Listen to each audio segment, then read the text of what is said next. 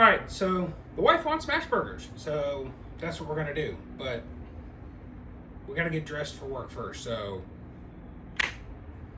better. So we need buns. No, I'm not making my own buns. Got these ballpark butter buns. Those will work. We need meat. And here you have two options. A Wagyu ground beef. Yeah, I mean, that's probably good. But we're gonna step it up to this prime short ribs. So we're gonna grind our own meat.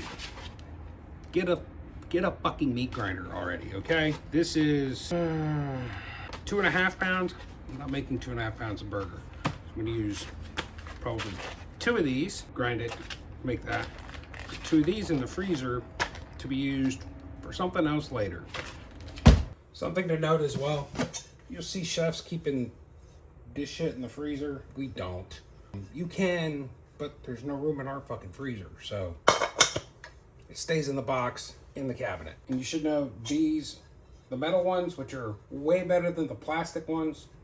If you have a plastic one, spend the extra money, get one of these, because they last a lot longer, they're more durable, and they're not such a big piece of shit. What did he say? Like the white plastic ones. So get one of these if you've got one of these. And it literally mounts like that, tighten the screw, then you get a bowl and you put it right there. So you've got your fucking meat machine, you've got your meat. Now, it's not gonna fit, so we have to cut it up a little bit. You can cut it into small pieces or 2 long pieces. Doesn't really matter.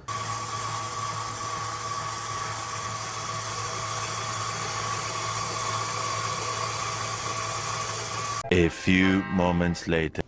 Make sure you wash your shit when you're done. And now you've got your, if it'll stay in the damn bowl. And now you've got your meat. Next, you're gonna wanna cut an onion, right? So, I mean, how many onions does it take? 1 or 2. All right, so, cut the, not just the paper, but this first layer of garbage. Now, a couple ways you can address this. So, if you go this way, right? If you're going orbits instead of pole to pole, if you're cutting it like this, you're gonna end up with weird onions, okay? Because what's gonna end up happening is they're just all gonna have that shape. Instead, when you wanna do them really,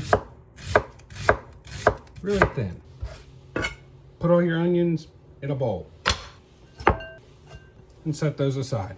And of course, somebody's gonna probably want tomatoes on their burger, because, you know, tomatoes on a burger. Pretty simple. With a sharp knife, slice. Probably 1/8 of an inch thick. Get you a plate, lay them out. Something that you should do before you serve them is you should salt them. Always salt a tomato. Next, you're probably wondering, where do I want to cook it? Well, we're smashing it, so you can't cook it on the grill. I mean, I guess you could if you have like a flat top part of your grill. You could do that. I'm not doing that. And I'm not firing up the Blackstone because I need to clean. You can go with stainless steel. That works. You get a really good Maillard reaction. You can go with non-stick, or you can go with cast iron. This is what we're going with, right? So this is a 13-inch, 12-inch cast iron pan. It goes on the flame. Next, get some sheet trays. This is what happens when you put them in the dishwasher. Don't put them, they are not dishwasher safe. Don't do that. So we're gonna make our meatballs. Now, if you want, we can break out a fucking scale. 5-ounce patty. 5-ounce patty smashed down. The buns aren't that fucking big. It's gonna shrink though. It shrinks? We'll go with that. Boom. The other thing we're gonna do is make some fries. Now, the wife loves Arby's curly fries, and in all reality, we're gonna do these in the air fryer at 360 degrees for 12 to 14 minutes, probably a little bit longer, and we're only gonna do half the bag. While that's going and it's gonna be loud, we'll get the pan going. So in our stainless, we're gonna toast our buns, and then we're gonna cook our patties in that. A little bit of butter on the buns to help with that toasting. Next, you're going to want to toast your buns. Keep them moving in the pan the whole time. Otherwise, they're just going to be weird. Once those are done, remove them from the pan. toasted. Next, you're going to set your onions in the pan, followed by your meatballs. Smash those down. I should have probably used parchment underneath that spatula, but I didn't. Next, apply some salt and some pepper because you have to season your burgers. Once they're ready, give them a flip.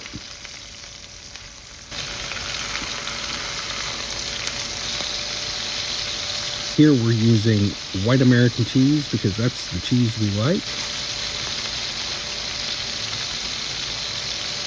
Put a lid on it and get all your condiments together. Yellow mustard, ketchup, QP mayo, your salted tomatoes, and your lettuce. Slather on a good amount of QP mayo and mustard. I don't do ketchup because I'm doing tomatoes. Push that all together.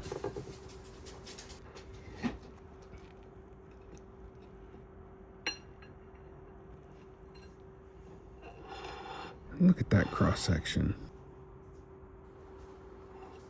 Dinner is served.